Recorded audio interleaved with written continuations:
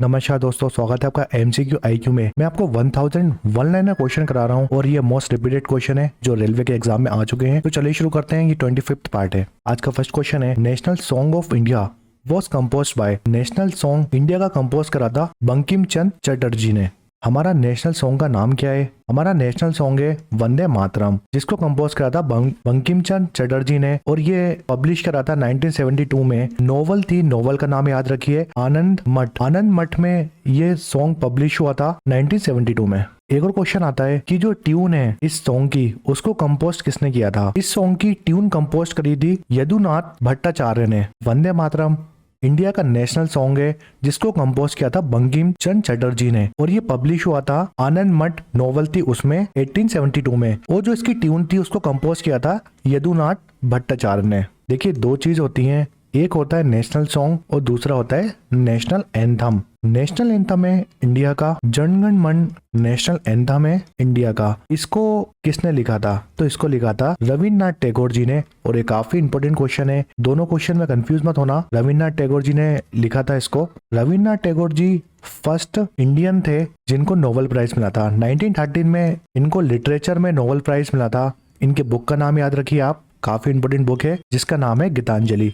Geetanjali book के लिए Nobel prize मिला था रविन्द्रनाथ टैगोर जी को 1913 में। रविन्द्रनाथ टैगोर जी ने दो कंट्री के नेशनल एंथम लिखे हैं, एक तो हमारे इंडिया का लिखा है जनगण मन और एक बांग्लादेश का नेशनल एंथम भी इन्होंने लिखा है। तो बांग्लादेश का नेशनल एंथम क्या है? इसका नाम है अमर सोना बांग्ला नेशनल एंथम है। ये रविन्द्रनाथ टैगोर जी ने लिखा था। और इंडिया का नेशनल एंथम जनगण मन भी रविन्द्रनाथ टैगोर जी ने लिखा था। अगर मैं जनगण मन की बात करता हूँ तो इसको अडॉप्ट कब किया था कॉन्स्टिट्यूशन में? हमने अडॉप्ट किया था इसको 24 जनवरी 1950 में। 24 जनवरी 1950 में कॉन्स्टिट्यूशन ने अडॉप्ट कर लिया था नेशनल एंथम को। नेक्स्ट क्वेश्चन है, kidney stone is caused by. Kidney stone किसकी वजह से होती है? तो कैल्शियम ऑक्सलेट की वजह से हमें किडनी होती है। नेक्स्ट क्वेश्चन है, डॉग को हम कनेल बोलते हैं तो जो बीज होती हैं, मधुमक्खी होती हैं, उनको हम क्या बोलते हैं? तो बीज को हम हाइव बोलते हैं। HIV हाइव बोलते हैं बीस को। नेक्स्ट क्वेश्चन है, how many taste buds are present in tongue. जो ह्यूमन टंग होती है उसमें कितने टेस्ट बर्ड प्रेजेंट होते हैं? अगर आपसे क्वेश्चन में पूछेगा कितने टाइप के टेस्ट बर्ड्स होते हैं, अगर टाइप पूछेगा तो 5 टाइप के टेस्ट बर्ड्स होते हैं ह्यूमन टंग में। क्वेश्चन दो तरह से आ सकते हैं, एक तो आपसे पूछेगा कि कितने टाइप होते हैं ह्यूमन टंग्स के, तो 5 टाइप होते हैं। स्वीट टाइप हो गया, सोल्टी टाइप हो गया, श्योर टाइप हो गया, बिटर टाइप हो गया और यूमामी टाइप हो गया। अगर क्वेश्चन में आएगा कितने टेस्ट बर्ड्स होते हैं, तो टेस्ट बर्ड्स कितने होते हैं? 2000 से लेकर 800 टेस्ट बर्ड्स होते हैं टंग्स में। तो दोनों क्वेश्चन ध्यान रखिएगा। नेक्स्ट क्वेश्चन है, on which planet frozen water is found. कौन से प्लैनेट में जमा हुआ पानी मिला था? तो देखिए, ये जो प्लूटो लिखा है ना, वो गलत है। अगर प्लैनेट की बात करेंगे तो इसका आंसर आएगा मार्स। मार्स में हमें जमा हुआ पानी मिला था। प्लूटो जो है ना, प्लूटो प्लैनेट नहीं है, ये डॉफ प्लैनेट है। अगर प्लैनेट पूछेगा तो मार्स आएगा इसका आंसर। नेक्स्ट क्वेश्चन है, tennis played on which surface. अगर मैं आपको टेनिस की बात करता हूँ तो टेनिस कौन कौन से सरफेस में खेला जाता है? तो एक हार्ड टेनिस सरफेस होता है, ग्रास में खेला जाता है और क्ले कोर्ट होता है, और एक और होता है आर्टिफिशियल ग्रास। इन 4 चीजों में टेनिस खेला जाता है। देखिए, एक इंपॉर्टेंट क्वेश्चन आता है एग्जाम में, जो टेनिस टूर्नामेंट होते हैं ना, टेनिस टूर्नामेंट को हम क्या बोलते हैं?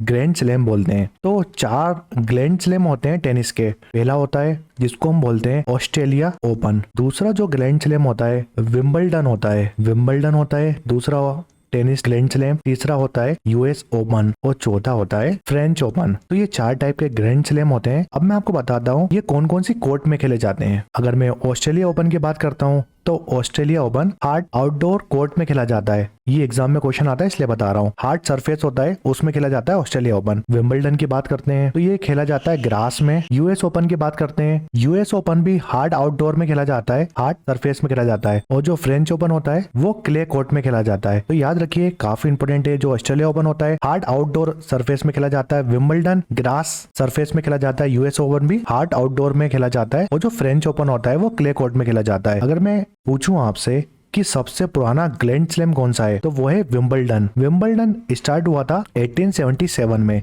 काफी इंपॉर्टेंट है और ये इंग्लैंड में खेला जाता है, ये भी याद रखिए। इंग्लैंड में खेला जाता है। जो ऑस्ट्रेलिया ओपन है वो ऑस्ट्रेलिया में खेला जाता है। जो फ्रेंच ओपन है वो फ्रेंच में खेला जाता है। यूएस ओपन यूएसए में खेला जाता है। नेक्स्ट क्वेश्चन है how many bones A infant baby have. जो शिशु होते हैं, बच्चे होते हैं, उसमें कितनी बोन्स होती हैं? तो 300 बोन्स होती हैं बच्चों में। अगर मैं एडल्ट की बात करता हूँ, जो एडल्ट होते हैं उसमें 206 बोन्स होती हैं, यानी 206 बोन्स होती हैं, और बच्चों में 300 बोन्स होती हैं। नेक्स्ट क्वेश्चन है white desert in India. White desert हम किसको बोलते हैं इंडिया में? व्हाइट डेजर्ट हम बोलते हैं रन ऑफ कच्छ डेजर्ट को। रन ऑफ कच्छ डेजर्ट ये वेस्टर्न गुजरात में पड़ता है और ये पूरा व्हाइट है। नेक्स्ट क्वेश्चन है which thing was discovered by Alexander Fleming. Alexander Fleming ने किसकी खोज करी थी? तो अलेक्जेंडर फ्लेमिंग ने पेनिसिलिन की खोज करी थी। देखिए जो पेनिसिलिन है ना, ये एक टाइप का फंगस है। इस फंगस का नाम क्या है? ये एग्जाम में आता है। इस फंगस का नाम है पेनिसिलियम नोटेटम। तो अगर एग्जाम में क्वेश्चन आता है कि पेनिसिलिन क्या है, तो पेनिसिलिन एक फंगस है। नेक्स्ट क्वेश्चन है Mughal dynasty was establish by.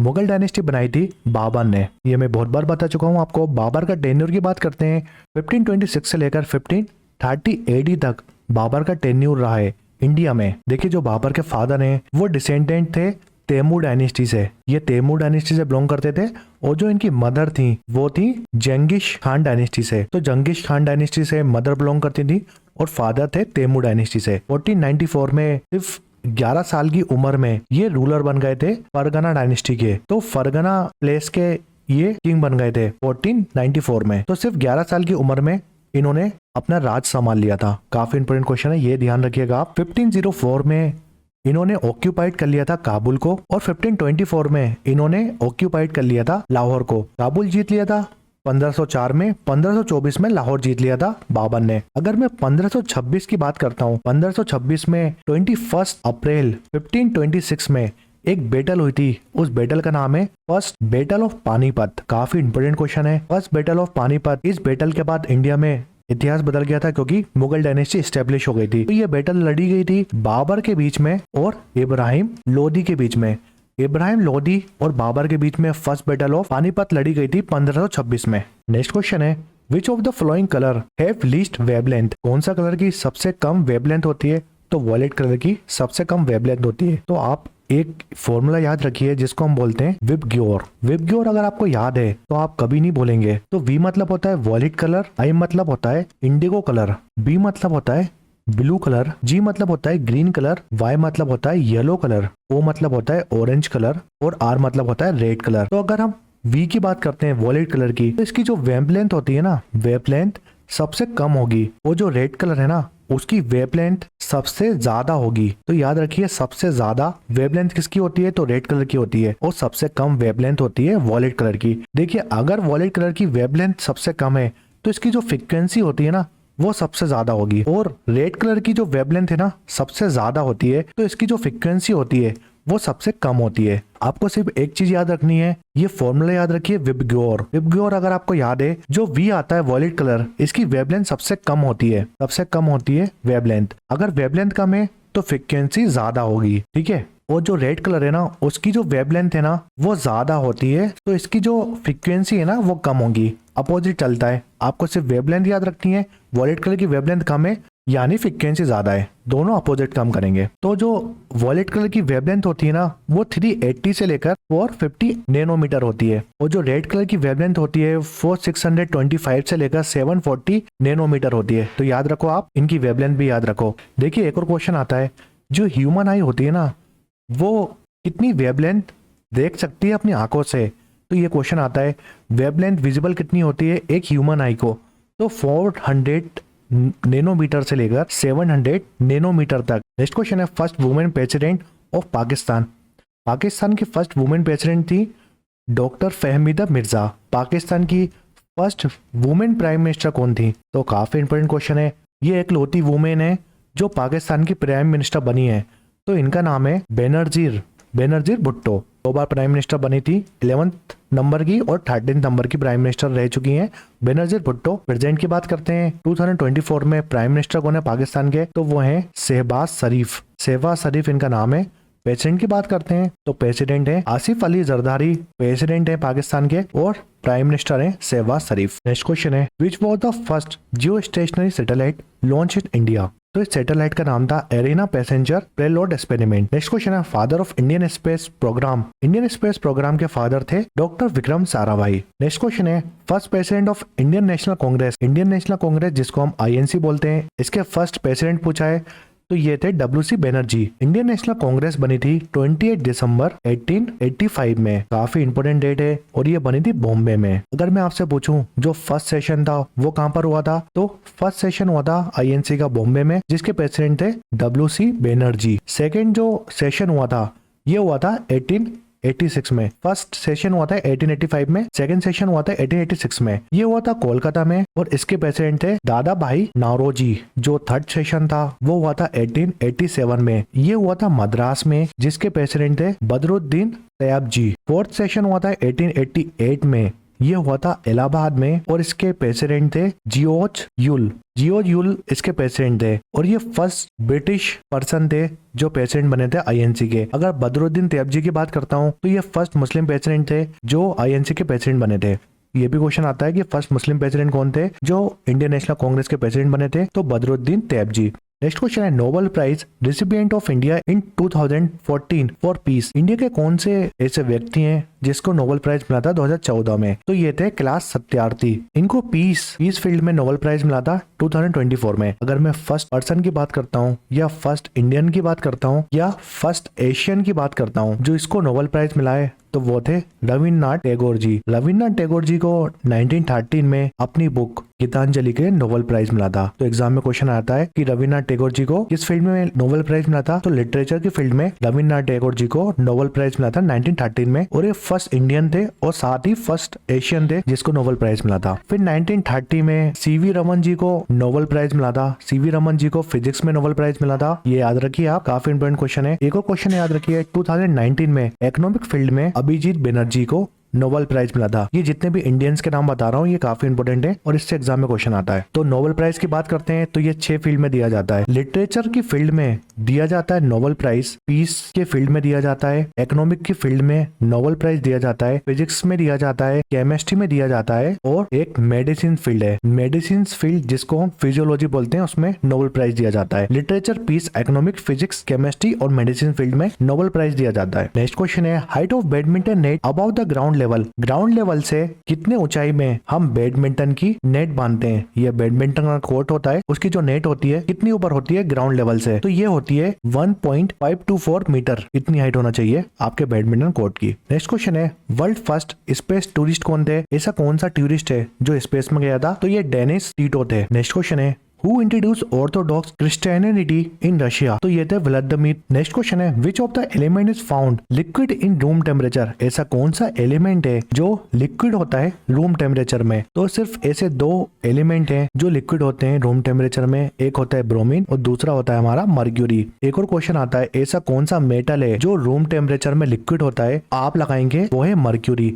Mercury एक मेटल है जो रूम टेम्परेचर में लिक्विड होता है और जो ब्रोमीन है ना वो एक हाइड्रोजन कैटेगरी में आता है। तो हाइड्रोजन कौन सा है जो लिक्विड होता है, तो वो ब्रोमीन है और ये दोनों एलिमेंट है। तो एग्जाम में क्वेश्चन आता है कि एलिमेंट कौन से 2 एलिमेंट ऐसे हैं जो लिक्विड होते हैं रूम टेम्परेचर में, तो ब्रोमीन और मर्क्यूरी लगाएंगे आप। नेक्स्ट क्वेश्चन है molecular formula for sugar. Sugar का मॉलिक्यूलर फॉर्मूला कितना क्या होता है, जो शुगर होती है हम कंज्यूम करते हैं उसका फॉर्मूला क्या होता है C12H22O11। कार्बन 12 होते हैं, हाइड्रोजन 22 होते हैं और ऑक्सीजन 11 होते हैं। अगर मैं आपसे पूछूं जो ग्लूकोज होता है उसका फॉर्मूला क्या होता है, ये एग्जाम में आता है C6H12O6। ये होता है ग्लूकोज का फॉर्मूला। नेक्स्ट क्वेश्चन है air conditioner was invented by, तो विल्स कैरियर ने एयर कंडीशनर की खोज करी थी। नेक्स्ट क्वेश्चन है prime minister born after independent. India के ऐसे कौन से प्राइम मिनिस्टर हैं जो आजादी के बाद पैदा हुए थे, तो वो थे नरेंद्र मोदी जी। अगर मैं इसकी जगह पूछूं आपसे ऐसे कौन से प्रेसिडेंट है इंडिया की जिनका जन्म आफ्टर इंडिपेंडेंस हुआ था यानी आजादी के बाद हुआ था, तो आप लगाएंगे द्रौपदी मुर्मू जो प्रेजेंट में प्रेसिडेंट है इंडिया की। नेक्स्ट क्वेश्चन है what is the English IVY, तो ये एक फ्लावर का नाम है। नेक्स्ट क्वेश्चन है what is the Guru Shikhar.